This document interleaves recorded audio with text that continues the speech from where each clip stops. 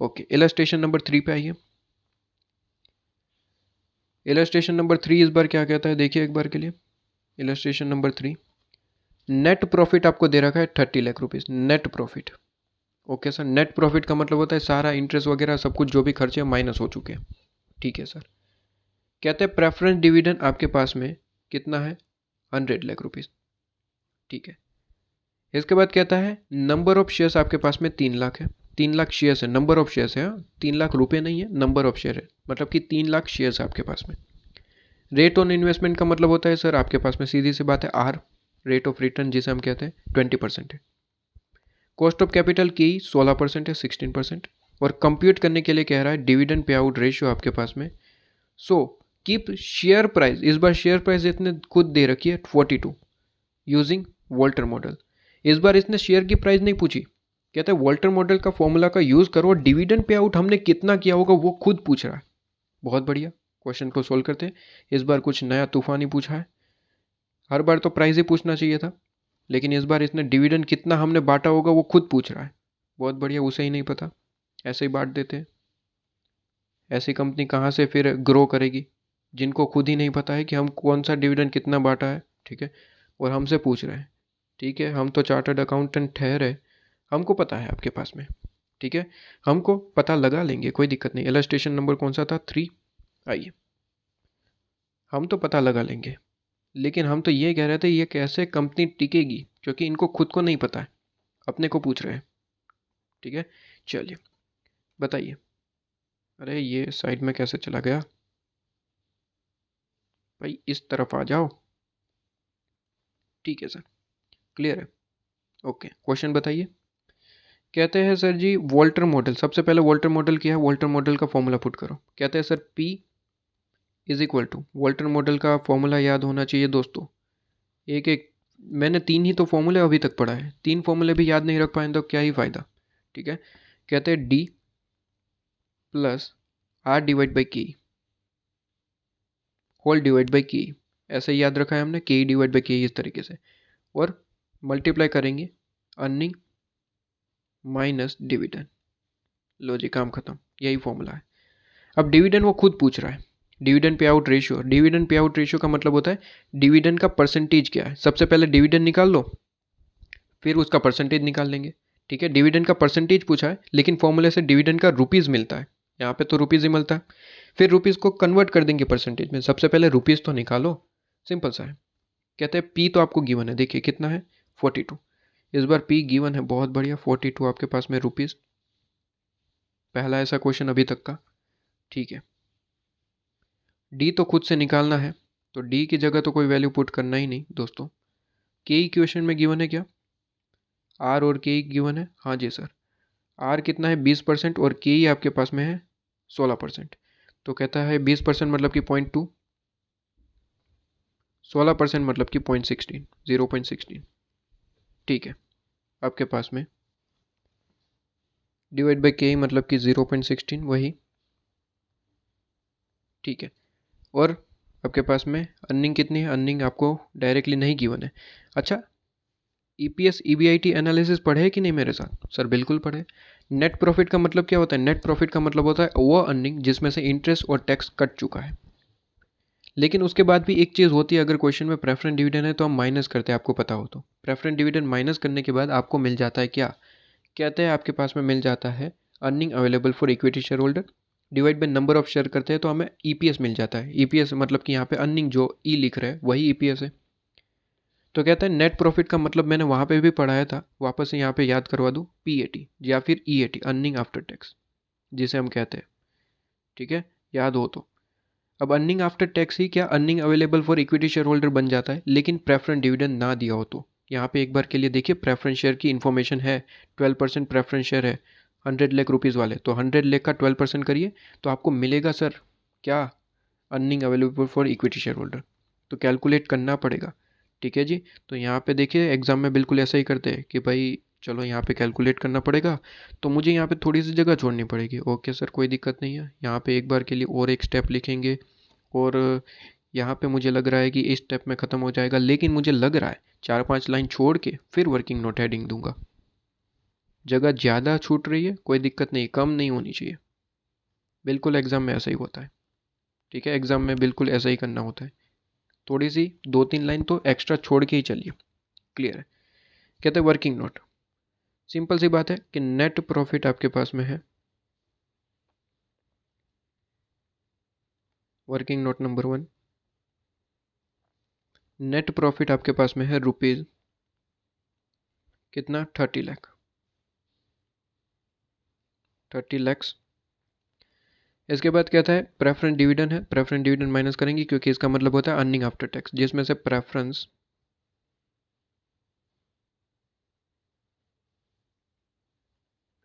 Dividend minus करेंगे। Preference dividend कितना है रुपीज़, निकाल सकते हो 100 इंटू 12%, 100 इंटू 12% मतलब कि 12 लाख रुपीज़। तो 12 लाख रुपीज़ आपके पास में आ गया। तो आंसर आ जाएगा, क्या आंसर आएगा, earning for equity, earning for equity, ठीक है। अर्निंग फॉर इक्विटी कितना आया, कहते हैं ये माइनस करना है दोस्तों, 12 लाख। तो 30 माइनस 12 मतलब कि आपके पास में 18 लाख रुपीज़ आ गया। लो जी 18 लैक्स, डिवाइड बाय कर दो अगर आप number of shares, number of shares मतलब कि number of equity shares, number of equity shares, ठीक है।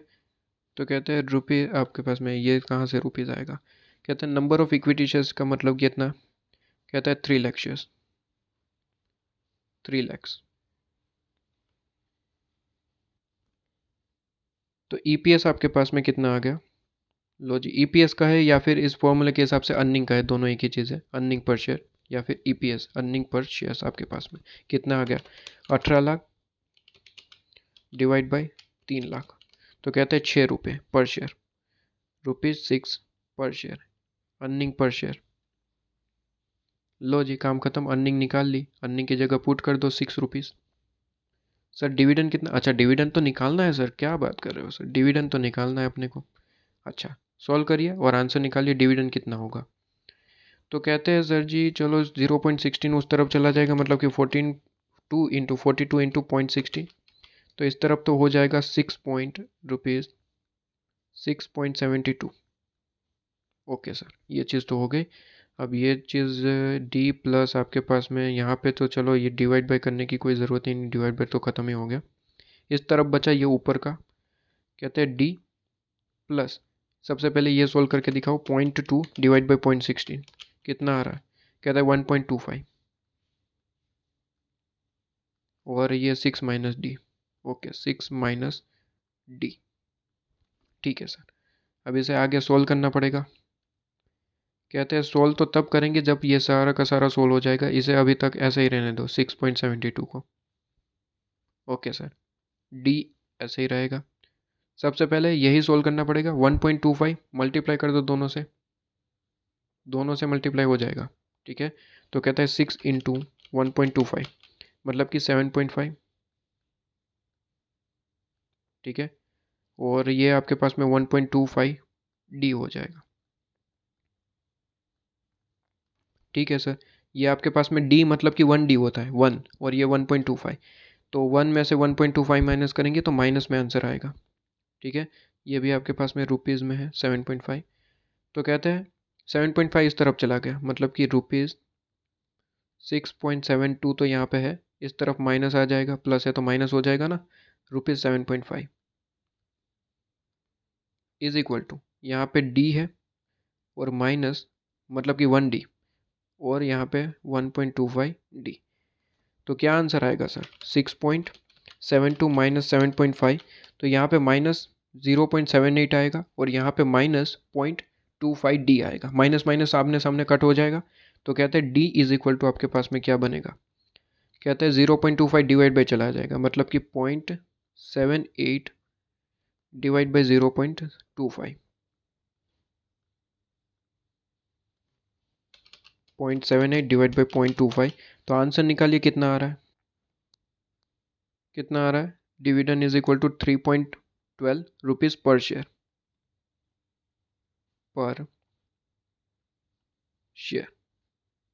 लो जी। सर क्या क्वेश्चन ने ये पूछा था कि सर डिविडेंड कितना है?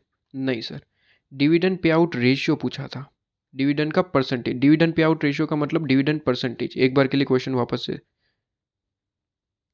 रुक जाइए ज़रा।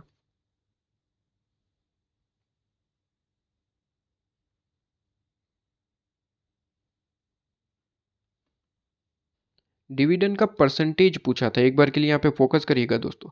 डिविडेंड पे आउट रेशियो पूछा है, डिविडेंड नहीं पूछा है, डिविडेंड पे आउट रेशियो पूछा है।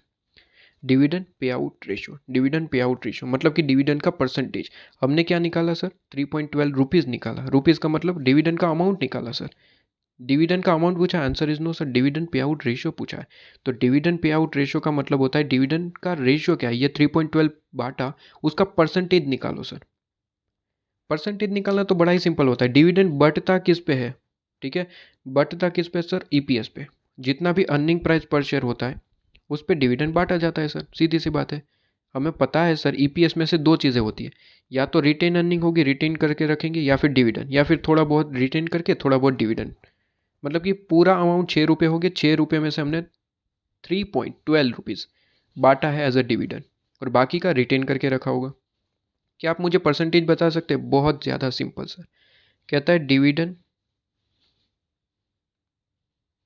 पे आउट रेशियो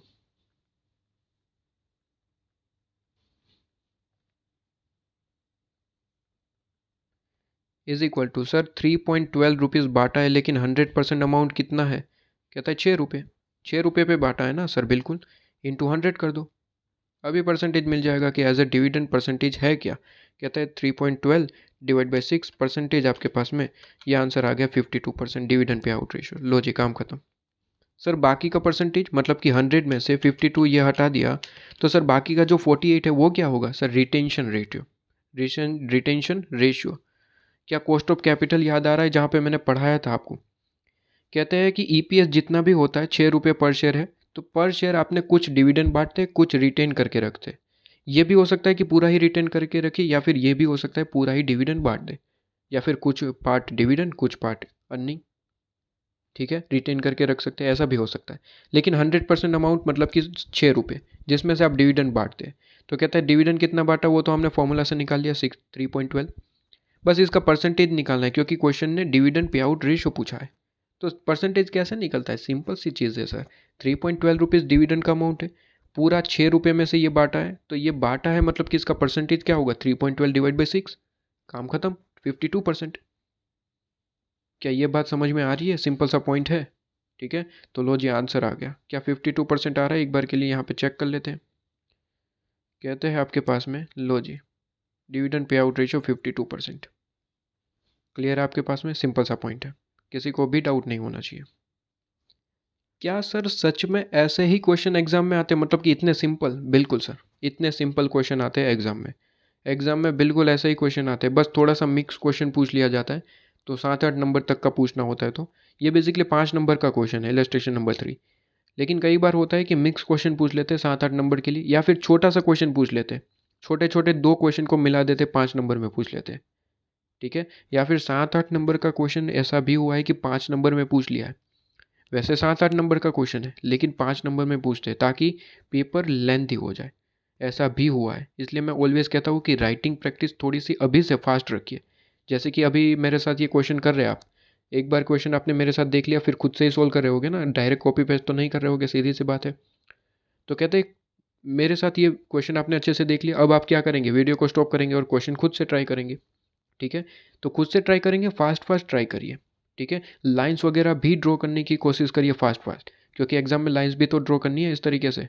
ठीक है, तो यहाँ पे जो आपके पास में नेट प्रॉफिट वगैरह हमने निकाला, वहाँ पे लाइंस भी तो ड्रॉ करी होगी आपने।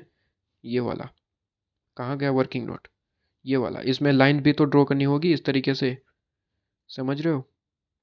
यहाँ पे इस तरीके से लाइन ड्रॉ करी नहीं होगी आपने? बिल्कुल करी होगी सर, इस तरीके से। तो प्रैक्टिस करके रखिए कि सर इस तरीके से फास्ट फास्ट प्रैक्टिस करिए अभी, ताकि एग्जाम में कोई दिक्कत ना आए। क्लियर है आपके पास में? लाइंस ड्रॉ करने की भी प्रैक्टिस करिए फास्ट, क्योंकि एग्जाम में इतना टाइम नहीं है कि आराम आराम से करते रहे। क्लियर है? तो ये चीज़ हो जाती है। तो ये क्वेश्चन भी आपके पास में इलस्ट्रेशन नंबर 3 भी कंप्लीट। इसके बाद इलस्ट्रेशन नंबर 4 पे आइए। इलस्ट्रेशन नंबर 4 क्या कहता है सर? आपके पास में गॉर्डन मॉडल है। अच्छा, इसके बाद आपके पास में गॉर्डन मॉडल है और टोटल कितने इलस्ट्रेशन है आपके पास में? इलस्ट्रेशन 11 तक है आपके पास में, ठीक है। और प्रैक्टिकल क्वेश्चन कितने हैं? प्रैक्टिकल क्वेश्चन टोटल 9 है, ठीक है, करा दूंगा, कोई दिक्कत नहीं। अच्छा, प्रैक्टिकल क्वेश्चन में आइए एक बार के लिए। सबसे पहले होमवर्क आपको प्रोवाइड करते हैं, होमवर्क प्रोवाइड कर देता हूँ, बाकी के सारे क्वेश्चन नेक्स्ट लेक्चर में हम देख लेंगे, कोई दिक्कत नहीं है, ठीक है। आइए, क्वेश्चन नंबर 1 होमवर्क में रहेगा। क्वेश्चन नंबर 1 होमवर्क में, क्वेश्चन नंबर 1 आपके पास में एक्सप्लेन तो ज़रूर करूँगा जैसे कि ऑलवेज करता आ रहा हूँ। कहते हैं एम लिमिटेड का रिस्क क्लास दे रखा है सर। वर्ड क्या दे रखा है? Risk class, capitalisation rate, obviously ये के ही है, ऑब्वियसली ये के ही है। क्वेश्चन वही डिस्कस किया, इलस्ट्रेशन नंबर 1 का सेम दे दिया, देख लो। सिर्फ क्या करा इन लोगों ने? अमाउंट चेंज कर दिया। सेम क्वेश्चन 100% सेम आपके पास में। कहते हैं 25,000 आउटस्टैंडिंग शेयर्स है आपके पास में और करंट मार्केट प्राइस आपको 100 रुपये गिवन है। ध्यान रहे दोस्तों, करंट मार्केट प्राइस का मतलब होता है P1। करंट मार्केट प्राइस का मतलब होता है P1, लेकिन दोस्तों ध्यान रहे, करंट मार्केट प्राइस गिवन है आउटस्टैंडिंग शेयर्स की जो ऑलरेडी इशूड है। हमें P1 किसका लेना होता है? जो नए शेयर इशू करने वाले उसका P1 लेना होता है। तो इसे P1 नहीं P0 मानना दोस्तों।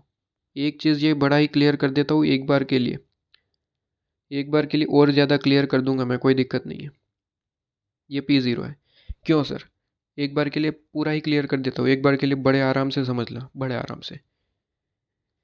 कहते हैं क्वेश्चन में, MM अप्रोच के क्वेश्चन में आपको आउटस्टैंडिंग करंट शेयर दे रखा है, आउटस्टैंडिंग शेयर्स आपको दे रखे हैं। फॉर एग्जांपल 25,000 दे रखा है, फॉर एग्जांपल 10,000 शेयर्स दे रखा है, ठीक है, ये क्वेश्चन में दे रखा है। कहता है इसकी करंट मार्केट प्राइस गिवन है, करंट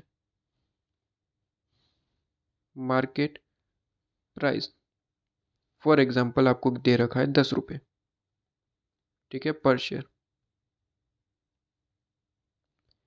तो करंट मार्केट प्राइस का मतलब क्या होता है सर? P1, लेकिन ये P1 है आउटस्टैंडिंग शेयर्स का। हमें यहाँ पे लेना होता है जो अपकमिंग जो शेयर्स हम इशू करने वाले उसका P1, इसलिए यहाँ पे इसे P0 ही ऑलवेज मानेंगे। ये ध्यान रखना, डिविडेंड डिसीजन चैप्टर के अंदर इसे P0 मानना है दोस्तों, ठीक है। वैसे करंट मार्केट प्राइस का मतलब क्या होता है? P1, लेकिन ये P1 किसका है? जो शेयर ऑलरेडी इशूड है। हमें P1 लेना किसका होता है? इस चैप्टर के अंदर MM अप्रोच के अंदर P1 लेना होता है आउटस्टैंडिंग शेयर्स के लिए, वो आउटस्टैंडिंग शेयर्स जो हम इशू करने वाले हैं, जो हमारा रिक्वायरमेंट है, उसके लिए P1 लेना है। मतलब कि डिविडेंड फ्यूचर में बांटने वाले उसे कंसीडर करते हुए, सारी चीज़ों को कंसीडर करते हुए P1 खुद से निकालना है नया। ये जो आपको P1 गिवन है इसे P0 ही मानना है, ऑलवेज ध्यान रखना। ये दोस्तों पहले ही क्लियर कर देता हूँ।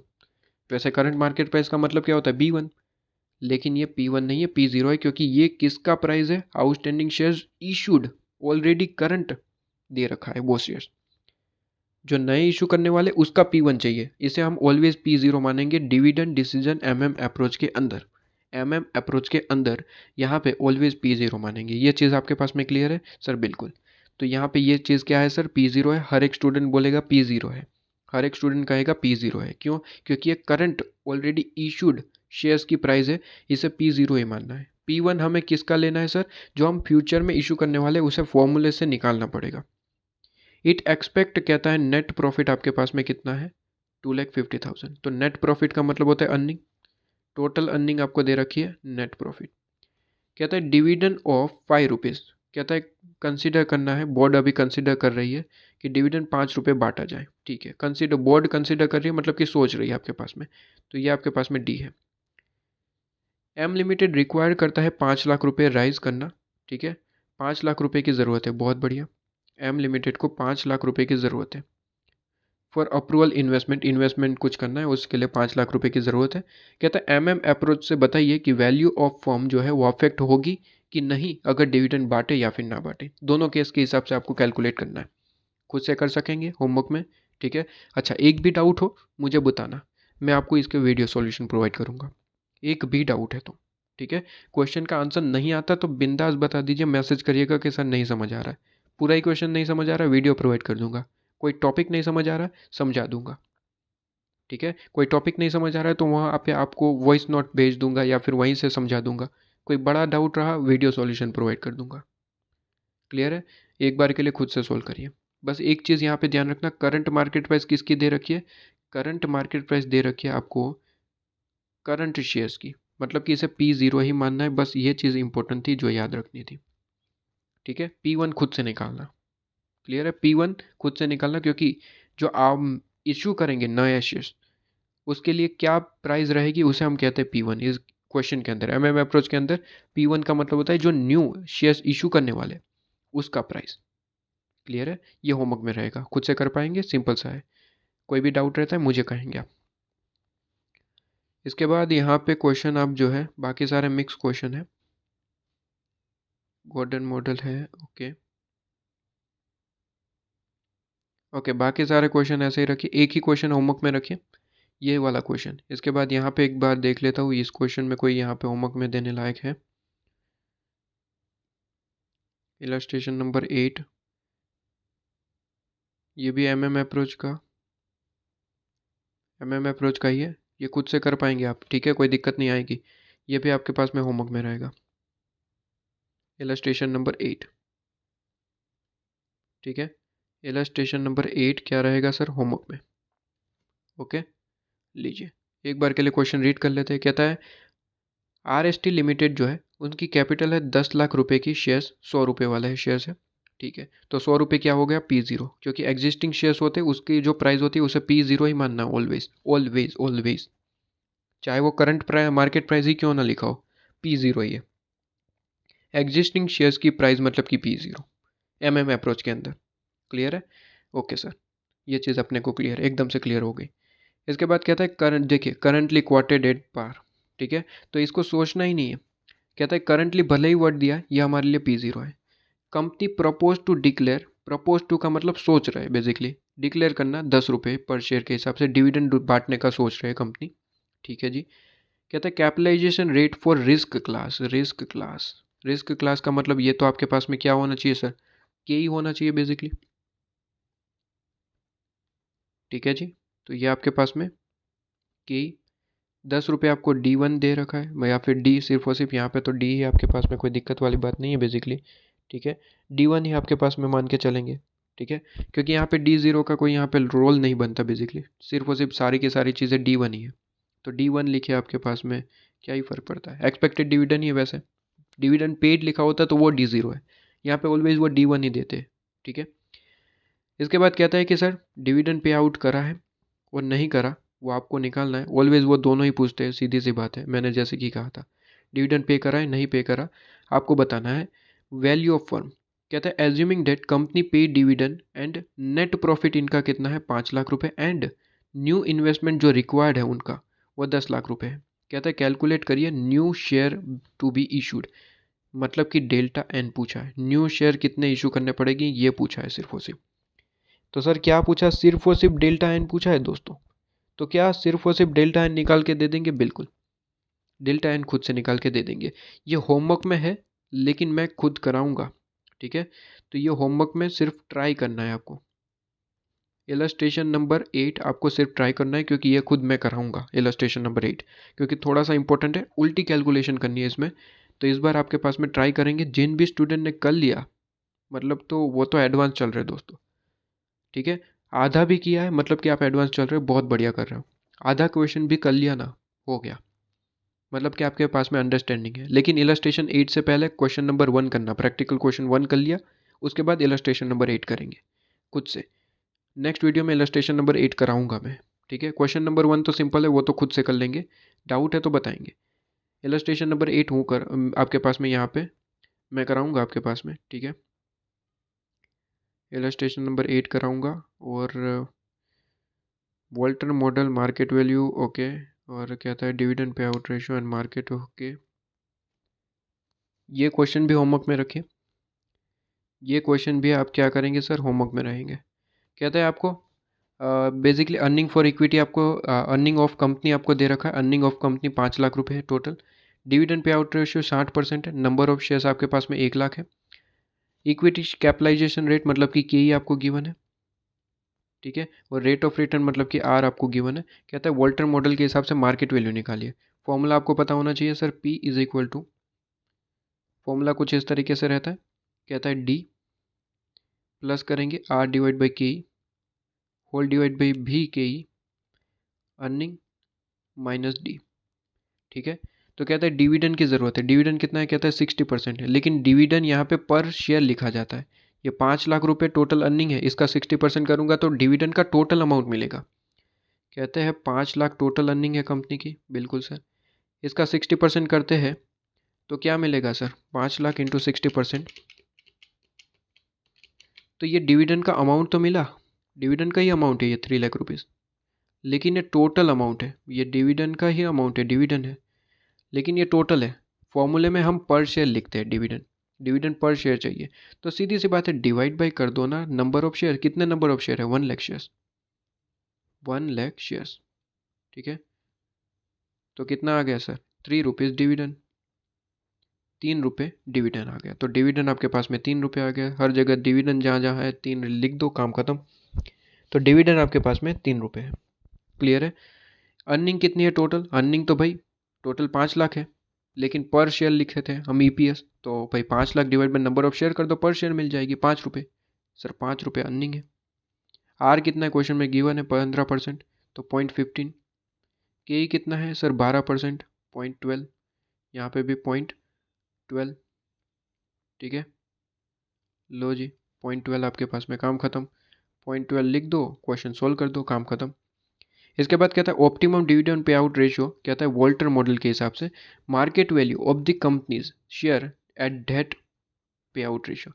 एट दैट पे आउट रेशियो है मतलब कि मैंने कहा था कि आपको जो है डिफरेंट डिफरेंट परसेंटेज एज्यूम करके लिखना है, लेकिन ऐसा है कि जब मैंने कहा था इस तरीके से कि 3 एज्यूम करके लिखेंगे, मैंने ये क्वेश्चन करवाया आपके पास में, वहाँ पे मैंने कहा था कि कोई भी 3 एज्यूम करके लिखे, लेकिन ऐसा है कि सर आईसीएम मॉड्यूल भले ही यहाँ पे 3 एज्यूम करके इसने बताया, लेकिन ये जब तक, कहाँ गया वो क्वेश्चन, ये रहा। कहते हैं एट पे आउट का मतलब मैंने कहा था कि 3 एज्यूम करके लिखेंगे, लेकिन इसमें क्या है दोस्तों कि आईसीआई का ये कहना है, जब वो पास्ट पेपर क्वेश्चन पूछते हैं, आईसीआई का ये कहना है कि जब हम यहाँ पे क्वेश्चन में प्रूव करके दिखाइए, ऐसा ना लिखा हो, ठीक है। प्रूव करके दिखाइए कि ऑप्टिमम पे आउट रेशियो जो है वो बेस्ट है, ऐसा ना लिखा हो, तब तक हम रेशियो को एज्यूम करके नहीं लिखेंगे। मतलब कि ये नहीं करना है, कब, जब वो प्रूव करके लिखने को ना बोले, ऐसा कहा गया, ठीक है। तो कहते हैं प्रूव करने के लिए बोला है तो ही आपके पास में ये सोल्व करेंगे। इसका मतलब सर अगर ये क्वेश्चन एग्जाम में आ गया तो क्या करेंगे सर, सिर्फ और सिर्फ 0% के हिसाब से सॉल्यूशन करके आएंगे, मतलब कि आपका सॉल्यूशन इतना सही रहेगा, इतना। ये करना है सर, नहीं करना है, ऐसे पास्ट पेपर के सॉल्यूशन के हिसाब से बता रहा हूँ, इतना ही करना है। क्लियर है आपके पास में। अच्छा यहाँ पे प्रूव डैट ऐसा लिखा है तो फिर ये करना है, कोई भी 3 रेट एज्यूम करके क्वेश्चन सोल्व करना, एकदम से क्लियर है। सर पहले क्यों नहीं बताया, इसलिए क्योंकि थोड़ा सा दिमाग आप इसमें लगाए, पहले ही बता देता कि ये नहीं करना है तो स्टूडेंट इस पर फोकस नहीं करते। कई बार ऐसा पूछ भी सकते हैं कि सर प्रूव करिए, ठीक है। आजकल देखा जा रहा है कि एग्जामिनर वो चीज़ पूछ रहा है जो आप ध्यान नहीं देते, वो इजी है हार्ड है वो एग्जामिनर देख ही नहीं रहा है। बेसिकली आजकल इजी को भी पूछ रहा है, लेकिन वैसी चीज़ को पूछ रहा है जो स्टूडेंट इग्नोर कर देते। फॉर एग्जाम्पल इलस्ट्रेशन नंबर 2 ही देख लो, ये वाला अगर पहले ही बता दिया होता कि इसको लिखने की कोई ज़रूरत नहीं है तो क्वेश्चन में फोकस ही नहीं करते स्टूडेंट। हालांकि मैं बताता हूँ कि ऐसा पूछा तो स्टूडेंट कहते हैं ऐसा तो पूछा तो नहीं है ना, इसमें क्या ध्यान देने की ज़रूरत है। लेकिन आजकल देखा जा रहा है ऐसे ही क्वेश्चन पूछे जा रहे हैं, ठीक है, और स्टूडेंट कहता है कि क्वेश्चन समझ ही नहीं आया। अरे कहाँ से आएगा, आप ध्यान ही नहीं देते। प्रूव करने के लिए पूछा है तो ये क्वेश्चन करेंगे, ये बाकी का, ठीक है। कोई भी 3 रेट एज्यूम करिए और क्वेश्चन सोल्व करिए, या फिर वो खुद रेट दे देगा। लेकिन सिर्फ और सिर्फ कुछ भी नहीं पूछा, सिर्फ और सिर्फ इतना ही पूछा है तो सिर्फ इतना ही सोल्व करके आना है। मतलब कि डिविडेंड पे आउट आपको ऑप्टिमम जानना है, यहाँ पे 0% है, आपको उससे सोल्व करके आना है। बिल्कुल इसी तरीके से इलस्ट्रेशन नंबर 9 है। कहते हैं इलस्ट्रेशन नंबर 9 आपके पास में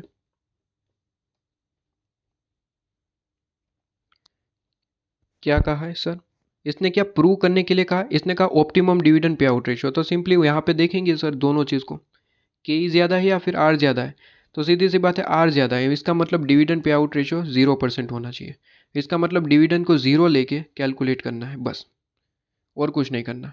ठीक है, वो रेट एज्यूम करके कैलकुलेशन करना नहीं है। तो सिंपली क्या करेंगे सर, डिविडेंड को 0 लेंगे, कैलकुलेशन को कंप्लीट करेंगे, और कुछ करने की ज़रूरत नहीं, बस थियरी लिख के आना। ठीक है, वही जो मैं सेंटेंस लिखवाता हूँ, रेड में मैंने लिखवाया था वही। तो एग्जाम्पल को इलस्ट्रेशन नंबर 9 होमवर्क में रहेगा। ठीक है, ये लो होमवर्क में आपके पास में हो जाएगा, आपके पास में कोई दिक्कत नहीं रहेगी। ठीक है, इसके बाद इलस्ट्रेशन नंबर 10 करवाना है, गोल्डन मॉडल का है। इसके बाद सारे ही करवाने हैं। ठीक है, नेक्स्ट लेक्चर में मिलते हैं अपने। यहाँ तक आप कंप्लीट कर दीजिए, जल्दी से होमवर्क कर दीजिए। 3 क्वेश्चन दिए है आपके पास में। इलस्ट्रेशन 8 तो मैं कराऊंगा, लेकिन आप खुद से ट्राई ज़रूर करेंगे इस चीज़ को। ठीक है।